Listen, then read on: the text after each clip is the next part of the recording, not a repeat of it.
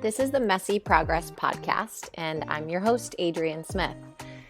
I've taken a couple weeks off of podcasting, pretty much just due to a lack of planning and other things in life coming up. I've reopened my yoga studio, and my life and vitality feels like it's coming back, and I feel so hopeful for the possibility of what's happening in our world right now for the first time in months and even the last year. I can feel it for myself and I can feel it for so many people, and I'm really excited. And so I've been putting my attention there and not on podcasting. I've had a chance though in the interim to interview a few really amazing women, and this one in particular I'm really excited to share. So today's episode is with one of my friends. She's a functional nutritionist. Her name is Chris Latham. And her company that she started is called Heal Well Nutrition. And she'll share her story at the beginning of our interview. And just there's so much that she shares that's relatable to what I've heard from so many men and women that have come into my life as friends and also as clients, yoga students and athletes. And so it's really fun to share Chris's story because it's completely relatable, and her process towards healing is a messy process, just like a lot of ours. And she wanted to avoid spending, tons of money and relying on the pharmaceutical industry. And so she got really curious about her own health and learned and studies and ended up with a master's degree in clinical nutrition. And she shares all this stuff. And I mean, what's amazing about our conversation is that you can feel Chris's passion through the audio. I could have talked to her for hours on this topic. And as a result, we are going to be leading, or she rather is leading, a detox program through my yoga studio, Power of Your Own. And that's going to begin April 7th. It's a Wednesday.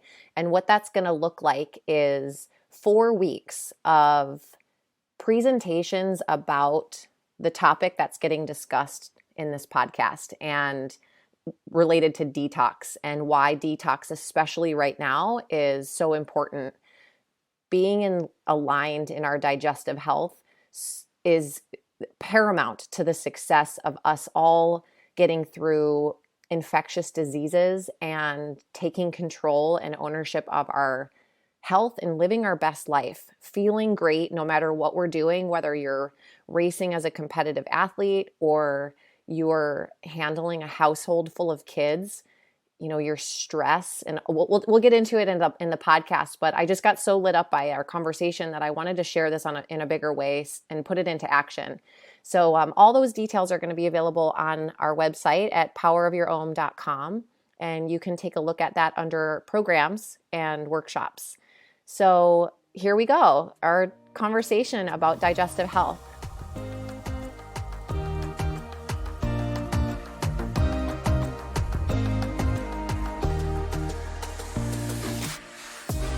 Well, thanks for being here, Chris. I'm glad to have you on the show.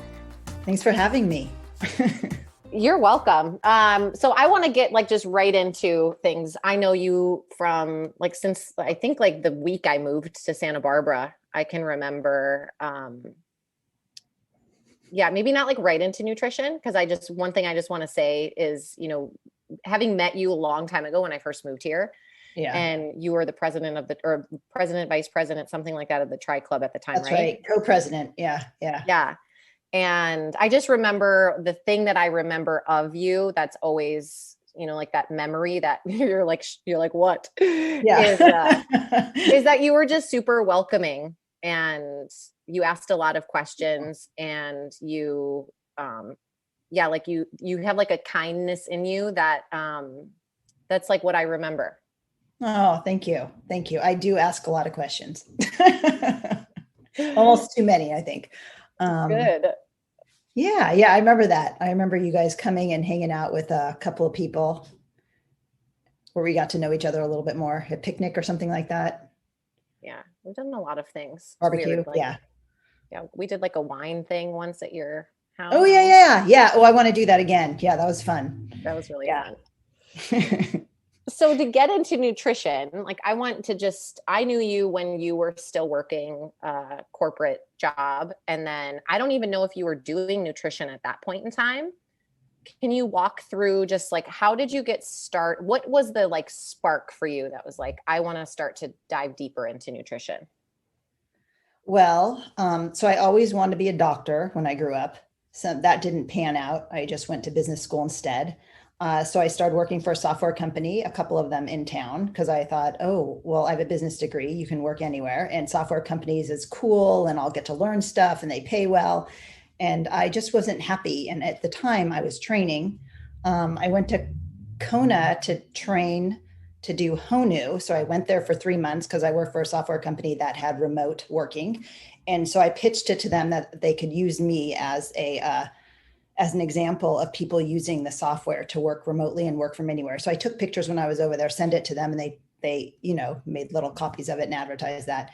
And while I was there, it just seemed like something was off in my body. So I came back, saw a doctor, actually I'm still friends with here in town. And she said, oh, well, your hormones are off because you're training so much. So I started to try bioidentical hormones, hormone replacement therapy, HRT is what it's called.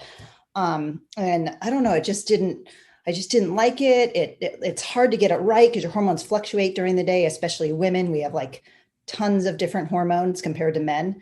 And so it just wasn't working right. And I thought, well, I want to dive deeper into this. So somebody convinced me to, why don't you look at nutrition? Because you always want to be a doctor. And I didn't want to go back to school and spend all that time in school because I was already older. And so I looked into nutrition, went and got my master's in clinical nutrition, and became a CNS, which is a certified nutrition specialist, which means basically you have to have a master's in clinical nutrition.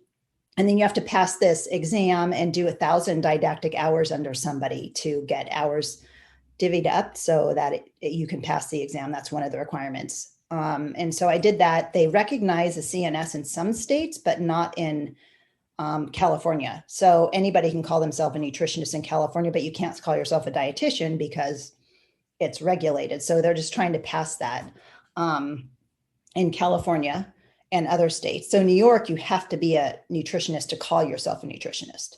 So there's people walking around California, our town, like that are just saying I'm a nutritionist and they're not. Yeah. Well, there's tons of nutrition programs online. Like you could do like 3 weeks here or a month here, or functional medicine certification. So anything like that.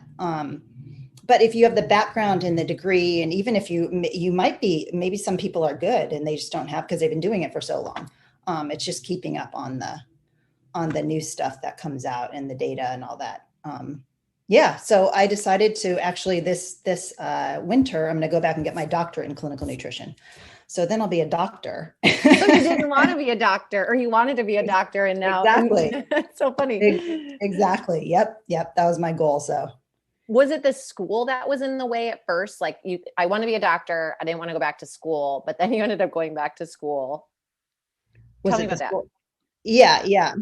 Well, it wasn't a 4 years of medical school and then 4 years of residency. And then it'd be like 12 something years out of my life, or 10 or 12, because then you've got to practice under, it was just so much at the time. I couldn't even fathom it. And so nutrition, I had to take the prerequisites, and it's, you have to have like biochemistry. And I really like the curriculum because a lot of it's biochemistry. And so a lot of it has to do with the periodic table of elements and biology, and biochemistry is really where everything is, where you had to really learn everything.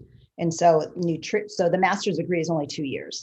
So I thought, okay, I'll go get that. And then you did that like while you were at work at the other company? Okay. Yes. Mm-hmm. Yeah. While you were also training for Ironmans and everything? Yeah. Some of them. Yeah. Yes. I was really motivated. Plus you can take what you're learning, into doing what you were doing into the athletic department. So. Yeah. So is that when you first got started, was it a passion for, you mentioned like the hormone part, like your hormones were off. Yeah. Did you stay like continuing on to that kind of path, or did it start to just expand? So it started to expand. Good question. And then, so then I decided, well, I'm just interested in gut health. And I know I would love to specialize in something and learn a lot about it. And so I just chose gut health. It was new and up and coming at the time, and not many people knew a lot about it.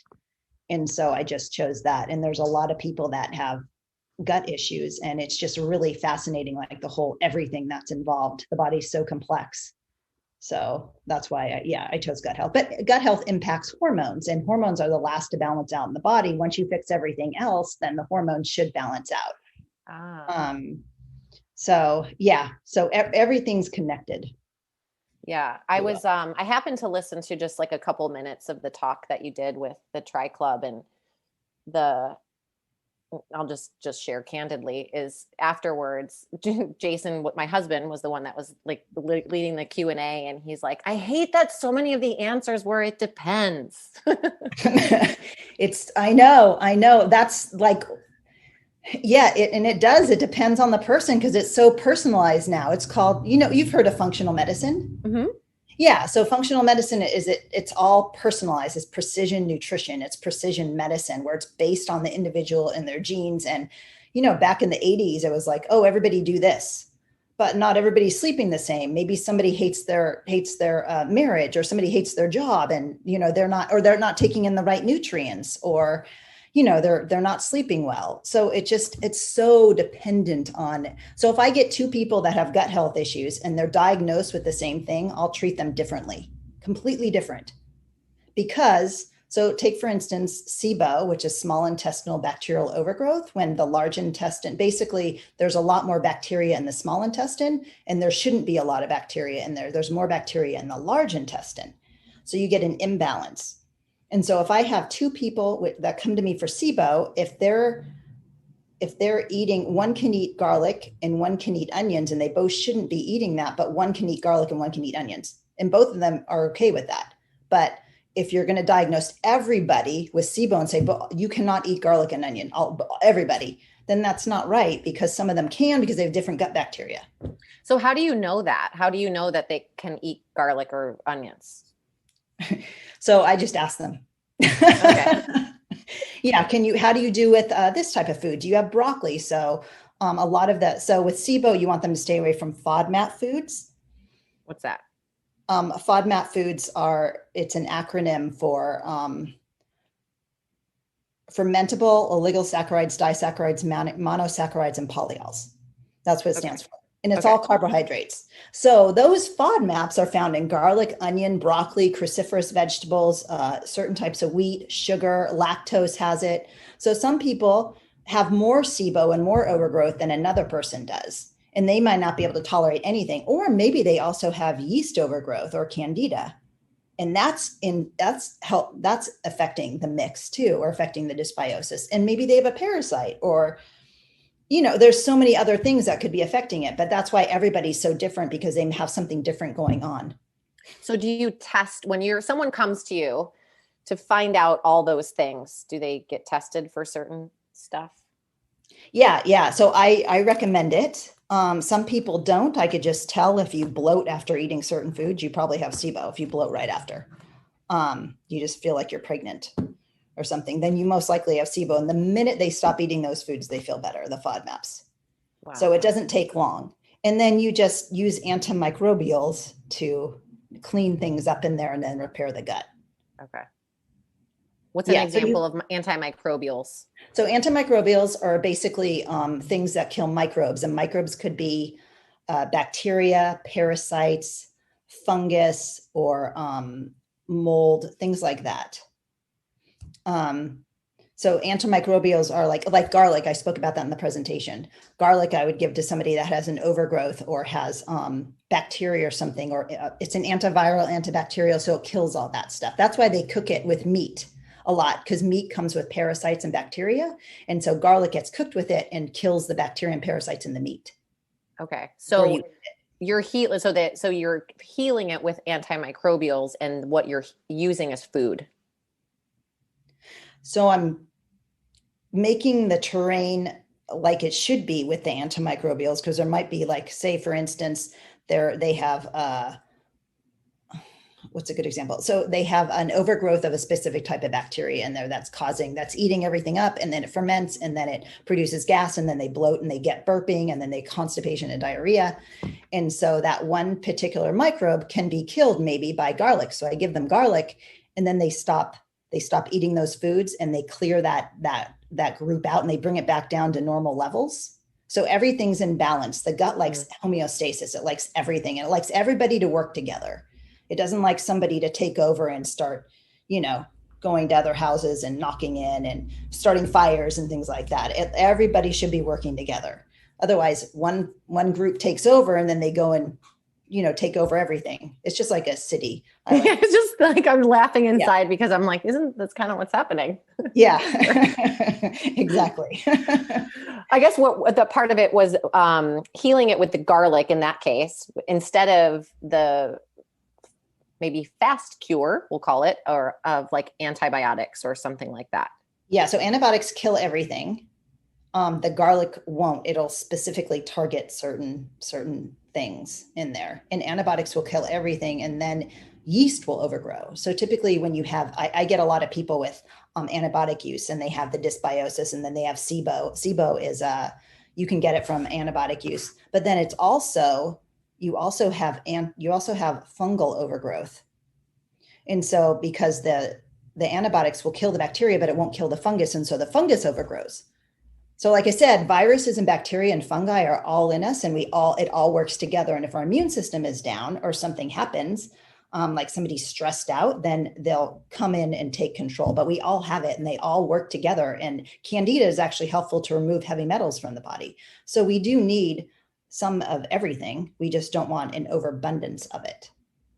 So if someone was to come to work with you, then how it sounds like this is a process of constant checking and constant reevaluation, how you're feeling. How long does if someone comes to work with you, they say like, Chris, I feel horrible. I have gas all the time. Or I'm pooping so many times a day. I'm sure that's something that you've heard. And what's that process like then? Like walk me through that, like intake to, how long you're working with that person. So I offer like a 20-minute consultation phone call to make sure it's a good fit, to make sure I can help them with what they want. And if it is, then they sign up on my website, and then they get a series of emails. Those emails include like a consent form, all legality, like there's 3 different types of consent forms. And then there's an intake form. And so the intake form has a lot of questions on it. It's a little bit lengthy. I think people can go through it pretty quick, like within 30 minutes, but it gives me a basic overview of what medications they take, what supplements, what started it, because I like to get to the root cause and not just put a Band-Aid over it. And so, and also once they give that to me beforehand, then we don't need to spend a lot of time during the initial consult to go through it. So then they also would do a 3-day food diary so I can see what they're eating. Because a lot of people think they're eating healthy, but they're not eating healthy. Or they think that they're eating healthy, what foods that they should be having, like broccoli and garlic and onion, but yet they have SIBO. So then they're not eating food. They are eating healthy food, what people deem as healthy, but it's not healthy for them right now. And so then we would meet for 90 minutes and go over a plan. They'd leave that meeting with a plan. I'd take a deep dive into actually what caused it. Maybe it was stress. So for instance, I think I told you this, I had mold. I lived in a moldy house, and then my dad passed, and I was so stressed out for 2 years dealing with his estate and trying to start my business and trying to, we were moving at the time and all these other things that I got so run down and sick from, and then I realized it was the mold, and then I had fungal overgrowth from the mold, and then stress really took me down. So I was good, I was better. But then my dad passed, and then for 2 years. And so it took me a while to build myself up to come back from that. So stress has a huge part in letting viruses and parasites and bacteria take over. Yeah. People don't realize that the impact of stress. And when you said before, you're like, the gut requires or wants homeostasis, and then everything from there, then everything else can start to get sort of repaired. Exactly. Yes. And is like stress, like the gut is impacted by stress a lot. Yes. Yes. Yes. That's why when people get butterflies when they're about to go on stage, like literally in their stomach, they feel like nauseous or something. That's the gut. That's like the vagus nerve, the brain talking to the gut. So there is literally a vagus nerve. So when people have motility issues, like for instance, since we were talking about SIBO, that's just SIBO causes inflammation in the small intestine because it's small intestinal bacterial overgrowth, too much bacteria. And so the motility isn't working. So every 2 to 3 hours, there's like this housekeeping wave that goes through the intestines to clean all the debris out. So you want to let your body rest and not eat all the time, because then that housekeeping wave won't move if you're eating. You need to be fasting for it to move and clean things out. And so the housekeeping wave will go through and clean things out. And I forgot where I was going with this. Just the stress the stress. That's yeah. Right. Yes. And so stress affects that. So stress, if you're think about it from an evolutionary standpoint, you're running from that lion. And if you're running from that lion, and the body doesn't know if you're running from that lion, or if you're sitting in traffic, or if you can't stand your spouse, or if you hate your job, then the body's going to shut down all digestion, and you won't have a baby either, because all the body cares about, and this has been drilled into my head, is survival. That's all it cares about. That's why you can live without arms and legs and because it's all about survival. Yes, survival. And so you're saying like, if you're being all these things, like your body, it feels like from an evolutionary standpoint that you're being chased by a bear, but in fact, your body's having a response as if you were being chased by a bear, when in actuality, you're just have a really messy house that you can't stand, or you're going through a pandemic and you lost your job, or your business has been closed for a year, or you have a kid that's hard to, I don't know, they have ADHD and you like can't figure out like what's going on with them. And all those things are as though you're experiencing a stress response like continuously. Yes.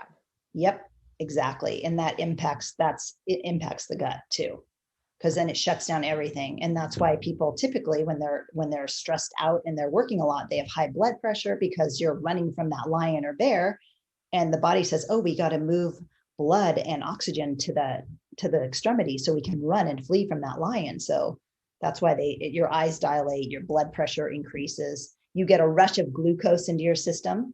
So people with have insulin resistance, typically, you see them, that's why cardiovascular syndrome, you see like high blood pressure and obesity and all of that stuff, because it's all tied into the stress response. Really, they're just in a high power job, and the body doesn't know. It just says, oh, they're stressed out, so we got to do all this. Yeah. So let's say someone comes to you and they have one of these main things that I've said, like they're stressed of some kind. And when you said before, you're like, we figure out if I'm a good fit. What is it? I want to just circle back to that. Is like, what does it sound like? Or not, what does it sound like? What's the question? It's like, what's an example of someone that's not a good fit? What does that conversation look like or sound like? So if somebody's not a good fit, it means basically that a lot of the times they're just not ready. So they think they should do it. And I don't want to waste my time, and I don't want to waste their time and have them spend all this money if it's not going to work for them. And I could tell when somebody's really motivated and just had it up to here. And sometimes, so that would be probably not a good fit, or they're looking for something that's not my expertise. Maybe I could tell just from talking to them that they have Lyme disease or mold issue. And I don't, that's not my area of expertise. So then I said, well, I can help you with this portion, but if you don't fix this first, then we can't fix this second. You have to fix that other thing first. Okay. So that would be another, if it's not my area of expertise. Yeah. So it sounds like someone, like we need a lot of people on our teams. Like you need, if you have different issues, like that's why, like people might go see you and they also exercise, like run, and then they also might do yoga, and then they have an acupuncturist, and they have like just different people that can help with their house of their body. Yes. Mm-hmm. Yes, there should be a team. Exactly. Yes, I agree. And it takes so much to be healthy, especially in today's day and age, because everybody's in a rush. And also one other thing to point out, it's better to sit down and eat your food. Otherwise, you're not going to digest it if you're in a rush because you're running from that bear or lion. So it's just going to sit there. And so I know there's a lot of athletes that they get like a tummy issues during a race because they just can't take in whatever they're taking in at that, because they just can't, because their digestion is off because they're in a race and they're running from that lion. So they're not going to digest food, or maybe they just can't take it in. They just don't have the digestive enzymes, or their gut's off, or they're not eating. There's so many different factors into that play into And so that. at what point, like, let's say an athlete, I know that you guys talked about a little bit of this, but say like you're training for a race, and, right now it's kind of weird because, people are hoping that races will happen. Right.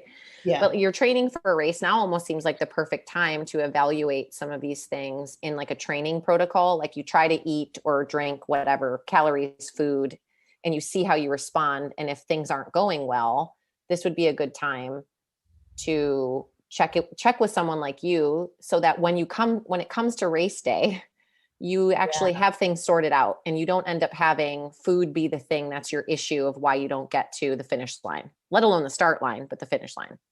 Exactly. Yeah. Yeah. Food is a huge portion of it. And also the electrolytes are huge. And I think a lot of people don't pay as much attention to the electrolytes and the need of sodium and all the other things. Magnesium is huge. I think everybody's low in magnesium just because it comes from the soil, and everybody's stressed out. And the more stressed out you are, the more magnesium you need to relax yourself. It's like a natural relaxant. So and what foods are high in magnesium? Green leafy fruits and vegetables, and nuts and legumes, and all the vegetarian stuff. So if you're not eating that, or you're not eating enough of it to supply your output, so you're exercising so much and your legs start to shake at night, or they start to kick and you get like restless leg syndrome, typically that's due to low magnesium. You should try magnesium first. And there's so many different types of magnesium. So magnesium, this is probably a little bit too much, but it's chemistry, but magnesium is really unstable and it needs to be connected to something. That's why you never see magnesium by itself. So there's different types of magnesium citrate, magnesium glycinate, magnesium threonate, there's just so many. And so knowing what your body needs or what you're experiencing can tell me which magnesium you need. So if you're stressed out, if depression runs in your family, magnesium threonate would be great, because it's the only type of magnesium that crosses the blood-brain barrier and gets into your brain. If you're having trouble chilling at night or you can't go to sleep, then magnesium glycinate might be good for you, because glycine is a really calming neurotransmitter. And it's like having a nice red glass of wine and it just calms you down. That's magnesium glycinate. And then magnesium citrate I use for people that have constipation, because it acts like an osmotic laxative. So it's just a laxative. It just helps you. It draws water into the colon to produce a bowel movement. So what you're saying also is that people shouldn't just go to the vitamin aisle at Costco and just say like, I need magnesium, I'm going to pick this one. Exactly. Yes. I know somebody, I had a client and they were using magnesium oxide. And I was like, well, that must be it, because they're constipated, because why else would you use it? Because that's what they use. That's a cheap oxide, is cheap.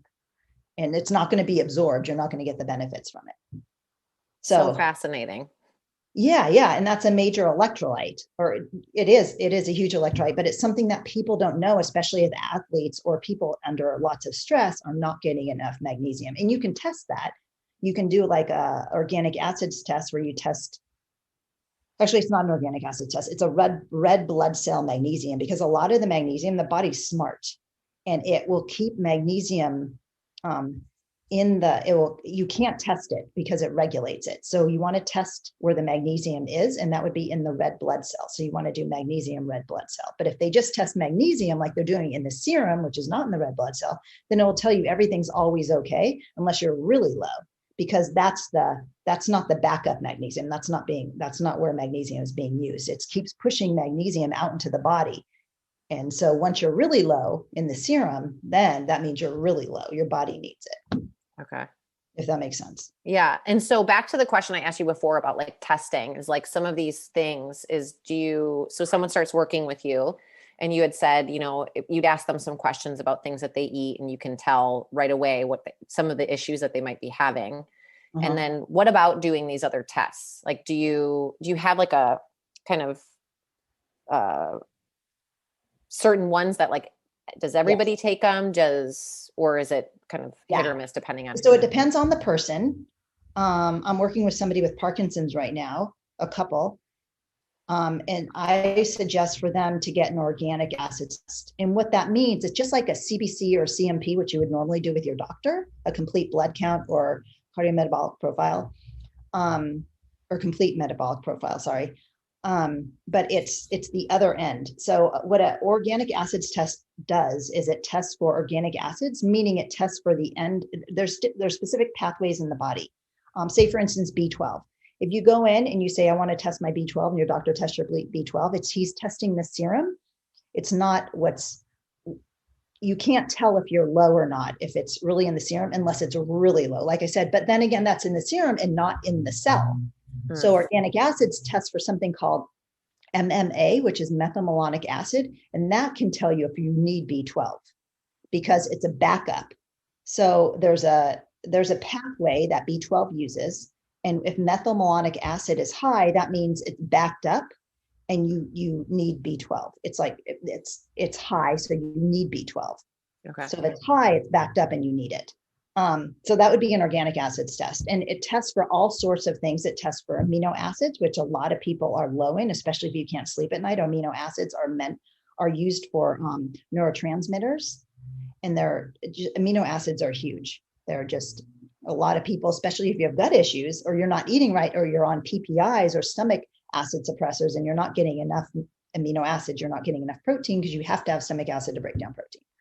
Well, so I'm hearing all these things. It's like what I think you said it at the beginning of like, it's like to take care of yourself nutritionally. It can be a full-time job.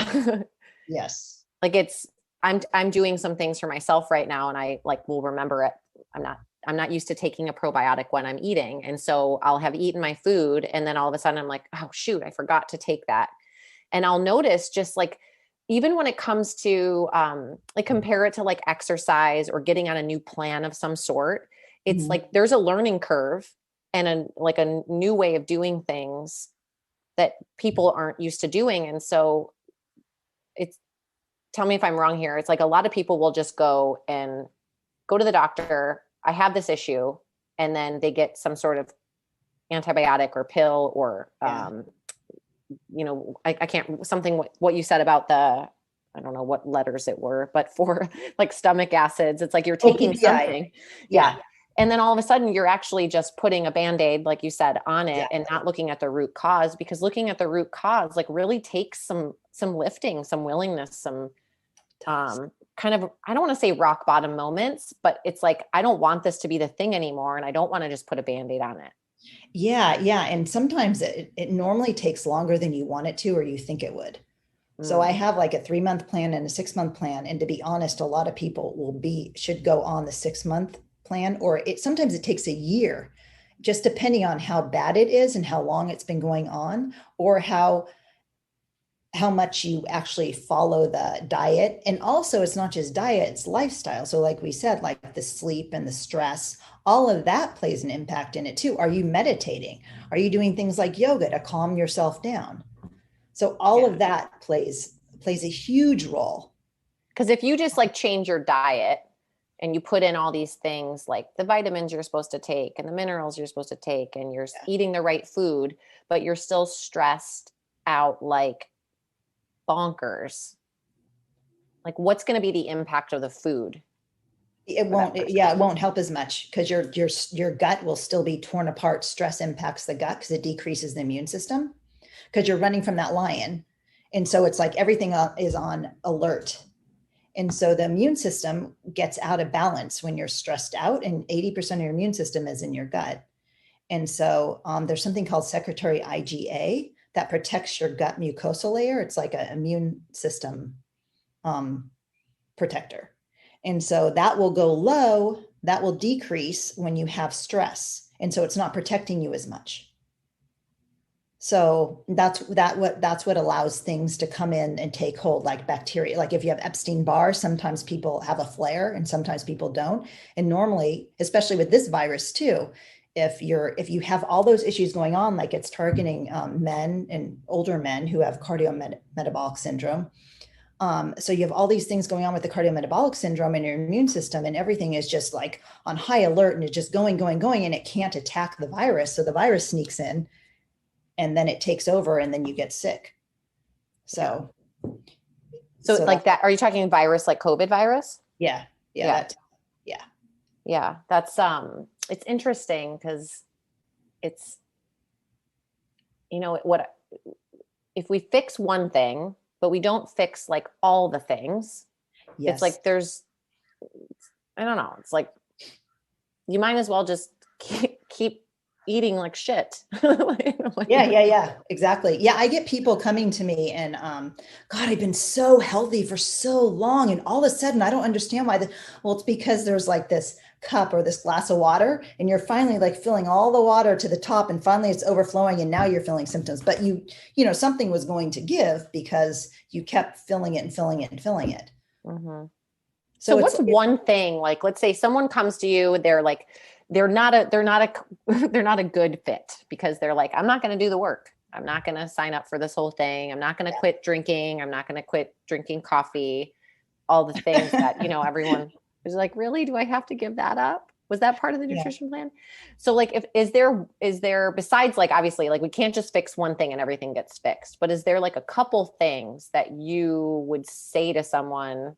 Obviously they're not paying you anymore, but it's like, do these 5 things and then just start there, reevaluate, come back in a couple months when you like might be willing.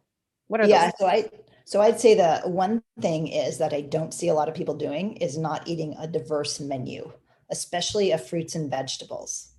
So I like to say 3/4 of your plate should be vegetables and then 1/4 protein, because this all depends on what your activity level is. And if you are, like I said, it depends on if you're fighting cancer or something like that. So you need more nutrients of specific things when you have a specific disease. But in general, you should be having a diverse plate of fruits and vegetables, because vegetables, especially vegetables, just contain so many things like polyphenols and anthocyanins. And there's just all these different, like pomegranates are great for helping this one gut bug protect your layer or your intestines from having leaky gut.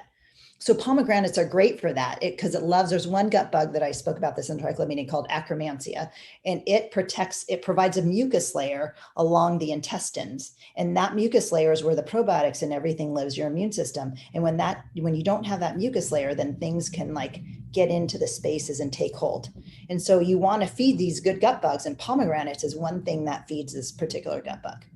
And pomegranates are also great because it also brings down inflammation because of all these different polyphenols that are in it. So vegetables, so just an array of vegetables. I see people the sickest when the less food you are eating because you feel bad, the more you're going to be sick, because you're just feeding that one particular bacteria and you're not getting in all the nutrients from the other foods to be able to support the other systems of the body. So like a diverse, like obviously what you said, the vegetables, like a whole wide array of vegetables and fruits. Are you seeing people that just have like, okay, the same thing for breakfast, the same thing for lunch, the same thing for dinner? Yes.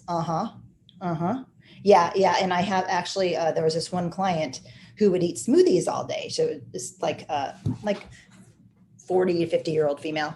And she always had stomach issues. And I was like, And I started asking her more and more. And then it turns out she was just so she had leaky gut. So when you have leaky gut and you have food sensitivities, which you don't know if you have food sensitivities because they play out in brain fog and aching joints and all this other stuff. But so she had all this. And so this is where the good intake part comes in, and setting up and getting all that background to be able to see what's wrong with the person. So she was having all this smoothie like every day with the same stuff in it. I'm like, just switch it up. Don't have the smoothie. And by the way, when you have your smoothie, you shouldn't be putting like a whole avocado in it and a pint of strawberries and a whole, head of kale, because you wouldn't sit down at one eating and eat that. That's sitting. Good to know. That. Yeah. Cause I will think about it as from my standpoint of like, I don't feel like eating a whole salad and chewing. I'm just going to drink it. Yeah, exactly. And a whole bag of kale. Yeah. Better to buy it from the farmer's market, obviously, but yeah. Good. And if you have leaky gut, then that means that So leaky gut is like, think of it like a fence, and that fence breaks apart and then things get in like bacteria and viruses into the body and the immune system says, oh, that shouldn't be here. And neither should that piece of strawberry. And we don't know what that is. So let's go attack it. And then it produces antibodies against that.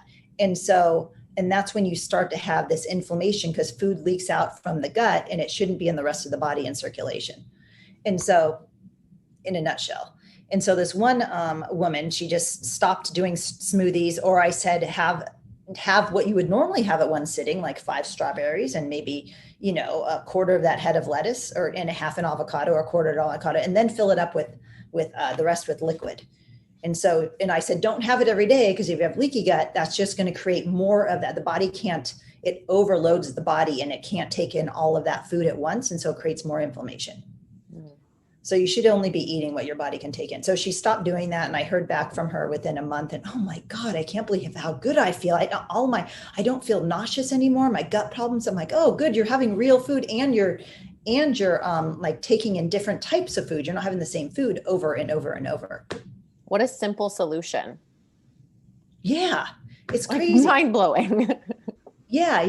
And I was just listening to this, a doctor friend of mine. We get together a few weeks, a bunch of us.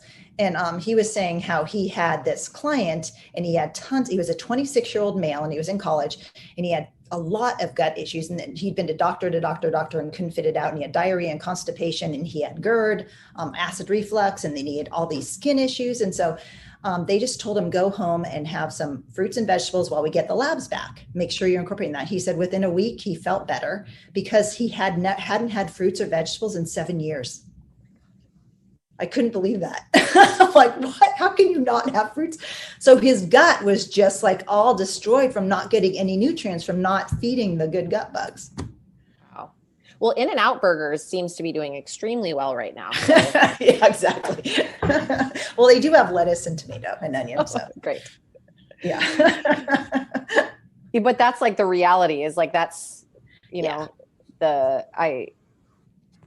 what I love what you said is like having people give you a 3-day food journal to see what they're actually eating. Cause the reality is in writing down what you actually put in your mouth. Like I've done programs before where, you take certain things out, you go through these little like periods of time where like get rid of any processed foods and yada, yada, yada. And just realizing that every day at a certain time of the day, I was having like a handful of, this was a while back, but like a handful of M&Ms. Like when I worked in an office, it'd be like 2-3 o'clock and it would be like, make the rounds and eat the snacks at every people's desks. Exactly. But once you're actually forced to write that down, you might not have opened a package, but you actually put that food in your mouth. It counts as having an impact. Exactly. Yes. Writing it down. Yeah. Makes you actually see what you have been eating. True. Well, I love this conversation too, because it's not about take things out because you're trying to lose weight, which might be a thing, but it's like take things out because the impact it's having on your body is horrendous. It's wreaking such havoc on your body that until you get to that point where you're, I don't know, maybe it's overweight or you're having all these stomach issues, but then it also just starts to, the bigger problems that you might have like weight, for instance, like start to solve themselves because of you're starting to just take care of yourself. Exactly. And food sensitivities, what I've been noticing in my practice, are huge. Like a lot of people I'm starting to want to now test for food sensitivities because it's just so huge, because a lot of people don't have good gut health just because of stress, or especially what's going on right now, and just grabbing quick, simple stuff and eating out all the time and being in a rush and things like that. But food sensitivities are huge. And you should get rid of your food sensitivities, or look at your food sensitivities and then heal the gut and stay away from those. And then you can come back to them, hopefully, eventually. Mm-hmm. So Steve, my husband, he would get headaches all the time. And I was like, God, let's do a food sensitivity test. So we did a food sensitivity test, and it actually has chemicals on it that you may be sensitive to. So one of his was soy lecithin. And so whenever everything. Yeah, it's in everything. So we started looking at the package, and last night he stopped eating it. His headaches went away. And then he had a headache last night. And I'm like, did you have soy lettuce? He said, yeah, I have these M&Ms at work that I just grabbed and started eating. I'm like, oh, okay, well, I know that's it. So it gives him headaches. And that's actually a side effect of that soy lecithin.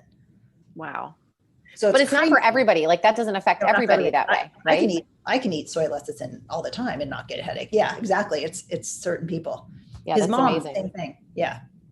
And so is that where, like, when you said at the beginning about genetics and how like genetics plays out, is there like that chance of food sensitivities being passed down, or is it just kind of what you've eaten a lot of, or? Once again, it all depends. Yes. So he may be stressed out and maybe his mom's not stressed out, or he's eating different types of foods and she's not eating that. So she feels better, and she's also a female. So she has hormones going on, different than what he has. But the genetics they're saying that, that science says that it's 10% genetics, 90% lifestyle. So your husband or your father could have Parkinson's and you may not get Parkinson's because of your lifestyle, because your lifestyle is different, because you eat better and you exercise and you meditate. So that would be, genetics are a big portion of it. And you could look at nutrigenomics too, which is how nutrition affects your genome or your genetics. So if you have, for instance, there's a SNP, a single nucleotide polymorphism, that actually causes a gene to act a certain way, or the BRCA2 gene for BRCA gene for breast cancer. So there's one called the MTHFR gene, and everybody's looking at that right now. And I have people come to me, oh, I'm MTHFR. Oh my God. No, that's one gene. It all interacts with one another. And so they take huge amounts of folate because it says you need to have more folate if you are homozygote, meaning your gene isn't working as well as it should, you think. So you need more folate. Then they take tons of folate and then they have too much folate and it causes downstream reactions. And I see this all the time because of this. Everybody's just looking at this one. We call it the celebrity SNP. So, but we should be looking at B12 because B12 makes the folate turn the wheel and everything else downstream will work. So I think B12 should be the celebrity SNP and not MTHFR. So B12 is huge too, because a lot of people, if you're taking a proton pump inhibitor and you're decreasing your stomach acid, you're not going to take in as much B12. And the older you get, the less stomach acid you produce. Or if you're stressed out, you're not going to produce as much stomach acid because you're running from that bear. And so you're not going to absorb B12. You have to have stomach acid to absorb certain things like calcium, magnesium, iron, and zinc, and protein. You have to have stomach acid for all and B12. So the thing that's like coming to mind right now as you're talking through all this stuff is everybody needs to look at this part of their world, their gut. Yeah. And all of the things that you brought up is like genetics, because we can, like, say, for instance, I got like life insurance policy, and they ask all these questions like, did your father have cancer or whatever? And it's like, well, that's only just a portion of it. They didn't ask me a thing about how much I exercise. They didn't ask me what I ate. Yep. They don't ask me like what my life is actually like. They're just looking at that one thing. And it's so interesting that if 90% of our lifestyle impacts our health and it's only 10% genetic, then we need to like have a complete like mic drop moment with, I mean, we all know this is like our healthcare system is screwed up, but it's like, why is stuff like this not covered by like healthcare and insurance? Like I'm paying $1,100 a month out of pocket for my health insurance, and stuff like this isn't covered, but it would make the world of difference on my life, my relationships, like whether I actually want to, murder someone sometimes. Yeah, no, I agree. Yeah. It's hopefully down the line, they're going to become more personalized and more preventative rather than just treat the disease as you have it and just put a Band-Aid on it. Like what you do, you said like right at the beginning, it's like, this is functional health. This is functional nutrition. Yeah. So traditional medicine too, if you look at it, they're all in branches. So there's cardiology and there's dermatology and there's oncology and God, what else is there? There's so many different branches that gynecology, but with functional medicine or functional or that approach, it starts off with the roots of the tree. And when you think about the branches of the tree are how traditional medicine looks at it, but we look at the roots, like what's causing that. And because everything affects everything else. Your heart doesn't work. You can't take the heart out of the chest and expect the brain to work. I mean, because everything works synergistically, just like a piece of food. So if you take a multivitamin or a vitamin and you say, oh, I'm going to take vitamin A instead of eating a carrot. A carrot has so many other things in it, like fiber, and it has the beta carotenes in it. And the vitamin A just has vitamin A. And so you can overdose on vitamin A because you're just giving your body a shot of that one particular component. But if you give it a food, it knows how to deal with that and break that down. Plus there's other synergistic qualities of that carrot that work together and prevent inflammation. And it's also needed for the immune system. So don't go to Costco and get vitamins just because all you're eating is In-N-Out Burger. Exactly. Yes, a vitamin won't fix that. And half the time, those multivitamins don't even have enough stuff in it, so it's not even worth it. And it has cheap kind. So there's B12. There's 4 different types of B12. There's hydroxycobalamin. Cobalamin is the cobalt molecule in the middle of B12. And there's adenylcobalamin, which your mitochondria uses. Hydroxycobalamin is what can get through into the cell, the B12 into the cell. And then there's methylcobalamin, which is methylated, which is what everybody's taking now. And methyl groups can sometimes, if you have certain SNPs or genes that aren't working, make you feel anxious. And so it also contributes to other methyl groups in the body, which is not a good thing either. And then there's also cyanocobalamin, which is synthetic. And they make it in a lab and they attach a cyanide molecule because it's really cheap and stable to a cobalamin molecule. But when you take that in your body, which is what is found in a lot of the supplements, like you see at Rite Aid or CVS, your body has to spend energy to remove that cyanide molecule from the cobalamin. And then the cyanide destroys the mitochondria. So you have to remove it, get it out of your body, and then you have the B12. But there has to go through so many processes to do that. So it's better just to take the type of B12 that works for you and not use a cyanocobalamin, because that's just cheap B12, and it's not even found in nature. They made it. Yeah, that's fascinating. I think about that from just put a Band-Aid on it. I'm just going to do this with my life, and then I'm going to take this thing, and then that's going to make all the other issues I have. Yeah. I can just keep eating that. And it's fine. Yeah. And then you need another medication because you're getting side effects from this one. So let's give you another medication to help you with the side effects. And then that's going to give you side effects. So let's give you another medication to help with the side effect. It's just, we call it polypharmacy. So it's just everybody's on like 10 or 12 different drugs. And then the doctors aren't speaking to one another. I get this too. And for instance, my father was taking a medication and then he was getting really low his heart rate was really low. So I was looking at his medications. I'm like, well, this one makes your heart rate low, but you're also taking a medication to decrease your heart rate for high blood pressure. So you're getting a double whammy. So why didn't you go back to the doctor, say, hey, your heart rate, because he couldn't get enough. I'm like, oh my God. So it's just, they don't talk to one another. The doctors just don't talk to one another. And so they're just giving medication because they're different branches of the tree and they don't talk to one another. Yeah. And just like what you said, like the functional medicine comes from the root cause of stuff, looking at it all. And then it sounds like the ideal system would be like you have that coming from the bottom up, and then the people at the top are talking to each other. There's like a team system happening. And it doesn't seem like I'm not in the medical world, but at all. But I have gone to the doctor when I, had a baby, and it's like, you get 6 minutes with the doctor. Yeah. Yeah. And so it's like, how is that even supposed to happen in today's system that we have?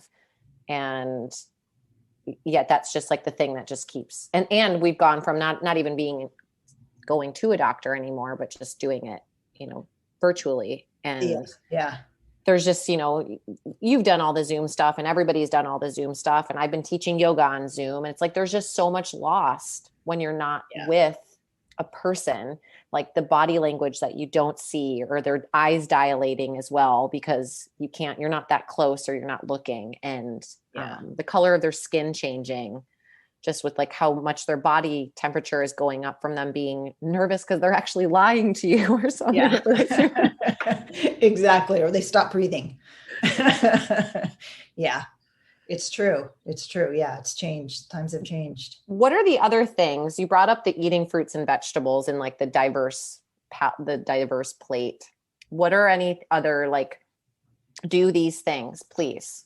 So another huge one that I'm starting to focus on more because I focus on gut health. That's also involved in detoxification and getting chemicals and things out of your body, medications, things like that. So the second thing I would say is take a look around and get rid of anything that's toxic.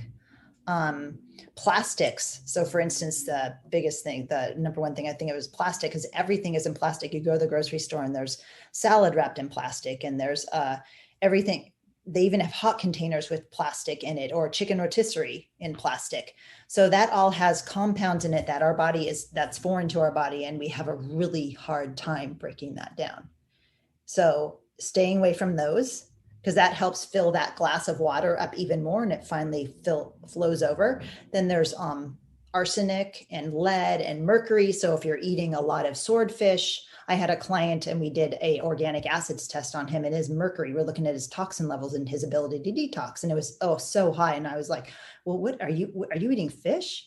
What type of, well, I have swordfish every Sunday. I'm like, oh, okay, well, that's a fish that would have a lot of mercury in it. And mercury affects the brain, it affects the heart, it gets into the mitochondria. So you want to be able to detox. And the more you stay away and avoid those things, the healthier you're going to be. And we're going to see more and more of that. So toxins, so staying away from toxins. So looking at what's toxic, like makeup, large amounts of, or certain makeup brands have parabens in them or phthalates or something like that are going to affect our estrogen and it becomes xenoestrogens in the body and they mimic estrogen. And then you get estrogen dominance and then you have fibroids and then you have endometriosis. So all of these toxins in the environment, like perfumes and cleaning supplies and things like that, even shower curtains. If the hot water hits the shower curtain, chemicals are released into the hot water. And also coffee cups. So everybody's going to Starbucks. This is a huge one too.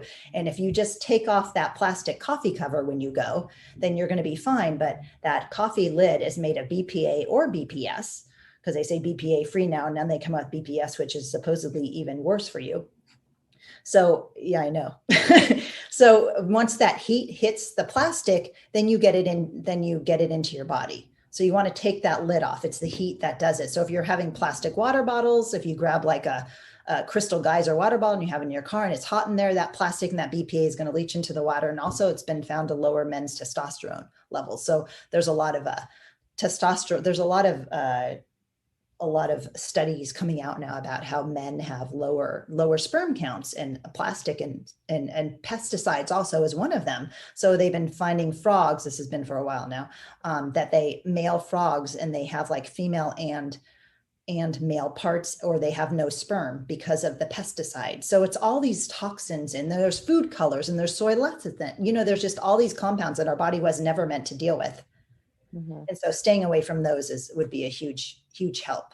Yeah. And just as we were getting on the call, you had headphones on that had like a thing. Yeah. Talk about that. Oh, yeah. So I've been just being in this world. I hear about all these things. So I have these blue light blocking glasses, and I have these headphones that's supposed to protect you from the radiation going into your brain, because it hasn't been studied what that's doing to your brain. And since we are made of a bunch of electrical impulses, hence the electrolytes that we take in, I want to make sure that I don't disrupt any of that. And I want to be as healthy as I can, because I want to have a quality of life, not quantity. And so, well, actually probably both, but more quality. And so the headphones help prevent the radiation from going into the brain. Okay. They're by Safe Sleeve. So I also have a safe sleeve that goes over my phone to prevent the radiation from going out. Yeah. Someone had told me once, a couple things were, it was not once, but recently, like turning your Wi-Fi off at night when you're going to yes. sleep, and putting your phone on airplane mode. And even, I don't know what crystal or rock it is, but it's like putting that actually on your Wi-Fi box. Yes. Energetically. And when I first got into yoga, it was like, you know me for a while, but it's like, let's just do the practice. Let's crush it. Like same thing with like triathlon. I just love all that stuff. And I always shied away from all the other things that were at the root of stuff. Like, in yoga, we call it woo-woo, like the woo-woo things, like the crystals and the rocks and the Wi-Fi and the stuff. And it's like, well, some of these things, like you're saying, they haven't been studied before. We don't know how they're actually impacting our lives. Like, at one point in time, we thought cigarettes were healthy for us. And then we're all, people are smoking on airplanes. And then now look at things.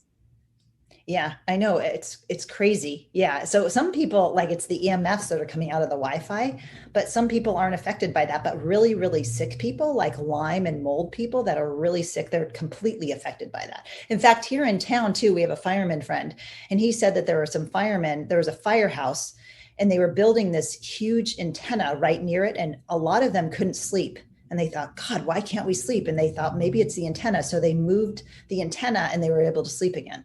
Wow. So they were affected by the EMFs by that. And some people aren't. Like, I don't think I'm that affected by it, but I still want to, you just don't know. And I want to be careful. Plus I like the headphones and the little cell phone carrying case. If it drops, it's protected. So yeah, but I love that at the beginning, you talked about just like, it's about asking the questions, and with a person that comes in to see you, like, what are you noticing? What are you aware of? Are you, whether it's how you're going to the bathroom, how you're sleeping. And if we're not asking those questions and we're just walking through life like, oh, things are fine, at some point, what you described, I love that imagery of like the cup's going to runneth over in like in not the good way, not like with money pouring out of the cup. It's like just disease and issues and not even like internal stuff, but just like the external stuff, like our relationships are affected. Like people are getting divorced because they're stressed out and they can't handle life as it's happening. And so then all of a sudden you're taking it out on the person that's around you when all you really needed to do is change what you're eating. Yeah. Yeah. Sometimes that has a huge effect on it. Yeah, exactly. Yeah. And once Is there any other things that you like, those things that you mentioned, like taking the toxins out, adding fruits and vegetables, like multi-diversity of your plate? What else? Anything else that are like the big hitters that if someone wasn't going to work with you, you'd be like, do these things? I'd say probably lifestyle that incorporates the nutrition and the toxins, but lifestyle is huge. So like make sure you're getting enough sleep. Making sure that you're exercising, making sure that you're de-stressing, like meditation. I try to meditate every day, or I do, or breathing, like a 4-7-8 breath, where you take in for 4 seconds and then you hold for 7 and then you breathe out for 8 seconds. I mean, there's all these different types of deep breathing, because a lot of us need oxygen. If we're a lot of us are sitting during the day and our shoulders are slunched over. Yeah, exactly. Slumped over. And then we're not up straight. Then we're not getting enough oxygen to get into the brain and to deliver nutrients to the rest of the body. So oxygen is huge too. So that's even just like we're all covered with masks. Yeah. Like I've noticed, I don't like wearing masks. I don't like to go out where I have to wear masks most of the time so that I can actually breathe, so that I can just breathe how I want to breathe. Because I notice that when I'm out, I start to do these shallow breaths. Because I don't want the mask to get like sucked into my nose. And I know they make all different kinds, but I'm also like, I just get really aware of it. And then it's that extra piece of the puzzle of being out wearing a mask where it's coming into my nose that I'm starting to get like stressed because I'm not getting enough air in my body, oxygen. Yeah, exactly. Yeah. Oxygen is huge too. So if you have sleep apnea, you're not getting enough oxygen in your body. The brain needs oxygen. So it just got the lifestyle component, like all of that. And when they come to see me, they think it's all about nutrition, but it's not. There's so many other components that play, and that's the functional medicine approach, where it's all about. I'm starting to see more and more of the functional medicine take a turn into lifestyle. It was nutrition they were focusing on, and now they're taking more of a lifestyle approach, meaning exercise, sleep, stress, things like that. Yeah. Looking at the whole thing. Like you have to have all these. Yeah. They're actually saying in place.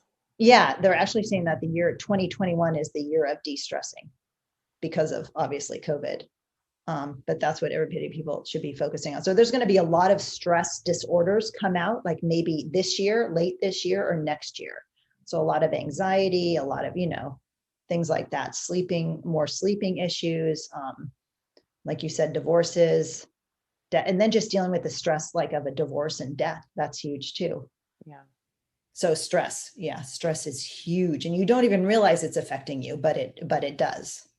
Yeah, I'll just share is I had like a definite, like a rock bottom moment at once where I might have even shared on this on the podcast before, but I just like lost it. And my sister was visiting, my husband was here, and Reese, my daughter, was just like not doing any of the things I wanted her to do. She's 3, she's not going to. And I just like got to the point where that was like my cup ran over, and yeah. I lost it. And my sister and Jason were both like, Adrienne, leave, go for a walk, get out of the house, do whatever you need to do. And I went, and I was like, holy moly, I can't keep operating like this. I can't keep operating as though like everything is fine. And that like, yeah. And it was like a moment where I was actually glad that it was witnessed by other people. Not all the times that happens. And I was like, no, I'm like, actually need some support here. Like I need to, like have a housekeeper like that comes and cleans my house every other week. So that I don't have to spend the time doing that. And I can actually spend that 2 hours going out for a walk, or being outside, or reading a book, or breathing, or petting my dog, and not washing dishes. Exactly. Yeah. And I think, I love hearing you talk about all this stuff, because I haven't like talked to you in like deep dive about, what you do, but I think it's just so important. And, covering all these bases, exactly what you said at the end here was just like, it's not about nutrition. It is, and it's not everything. So when you're seeing someone, it's like, I want you to go home and take a bath. Yes. Once in a while. Exactly. Yeah. Or get a massage. Like, you deserve it. I had a client that's what came to me for cardiovascular issues, and her cholesterol was really high. And then all these other things were going on, and she had some gut issues. And then she started eating right. The gut issues went away, and then she's getting a massage, and her stress is decreasing. She's doing the 4-7-8 breath. I'm like, oh my God, finally you're taking care of yourself. Like, spend that money and take it, you've been working hard for it. So use it for you. And so she's feeling so much better. And I know I get a massage like twice a month just to take care of yourself. Like that's exactly like the most important thing is like, we can't take care. I say this all the time when I teach is like, we can't take care of others if we're not taking care of ourselves, because at some point, like the ball is going to drop and you're going to lose it. If you don't take that time, like it's, however it is, that's going to be the best kind of solution for yourself. Yeah. And if you take care of yourself, you probably will not be spending time in the hospital as you grow older. You'll be out having fun, and you won't be taking tons of medications that are having side effects and making you feel worse, or spending a lot of money on medications, because medications are expensive. I know there's this older guy I knew, he was trying to get a medication. He didn't have insurance. It's $800 a month just for the one medication. I thought, oh my God, if you just take care of yourself and you just spend the money now on organics, and if you start slow and get rid of all those toxins in just start slow. The next time you run out of your Windex, go get some natural cleaner or something like that, or use vinegar and water, or use newspaper, to clean the window. So and then you save more money too. Yeah. So even if we're all eating out, or we used to all eat out and we haven't been eating out, we've been saving more money eating home, and we get to cook what we like to eat. And we know it's organic. Yeah. And then here where we live in Santa Barbara, it's like you can get really good, love-filled organic foods from so many restaurants. Yeah. You can. And they will tell you exactly what's in all of them, and they're used to it, which is the best part. And that's what you want. That's exactly what you want. So exactly, the toxin piece. So just, be aware of the toxin. And also the farmer's market is it's so good to go, because then you learn what's in season. And your body actually, Bing cherries come out in the summer because it has a lot of melatonin in it. So it's to help you get to sleep on those long summer days. So Mother Nature is telling you what to eat. It's giving you more fruit during the summer because you're more active, and giving you that sweet sugar because you're going to burn it off. And also the cherries come out to give you melatonin because it's a longer day. So Yeah. If you go to the farmer's market, you learn what's in season. That's great. Can I go through a couple, it's kind of like a get to know you at the end of this all, like little rapid fire questions. Okay. Okay. Nothing scary, I promise. All right. Okay. So you are, do you have any books that you're reading right now that are, that you love? Yeah. So, And it could be audio or reading actually with your eyeballs. Yeah, I have a couple. What the Heck Should I Eat by Mark Hyman. There's one, Dale Bredesen. Oh, let me look it up. The End of Alzheimer's. I don't know if for some reason, I'm just scared that I'm going to get Alzheimer's. Even my husband, Steve, he's all, God, why are you so freaked out? Does everyone in your family know? But you never know. So, because I just don't want to go through that, because I hear about these stories of people. It's so sad. So End of Alzheimer's by Dale Bredesen. He talks about nutrition there, and he talks about toxins. Okay. Toxins are huge, especially like mold and Lyme and things that you don't even see and don't know about. And then there's this one business book, Traction. And I like that one. Mm-hmm. Oh, you read that? Yeah. There's two Tractions though. So there's one that I got the first time, which was not the book. And it was like I'll just tell you this funny story. It was like from like 2000 something. And it was like talking about email marketing, like dinosaur times compared to where we are now. And then there's another Traction. I'll put it in the show notes for like which one I think you're referring to. Dan Sullivan. Yeah. That's who it's by. Get a Grip on Your Business. So there's specific, I think there's like several different Traction books. A friend gave it to me. And there's one for entrepreneurs, and that's the one I'm reading. Okay. A word, if you have one word that you're living by right now, what is it? Peace or happiness? I know that's two. That's okay.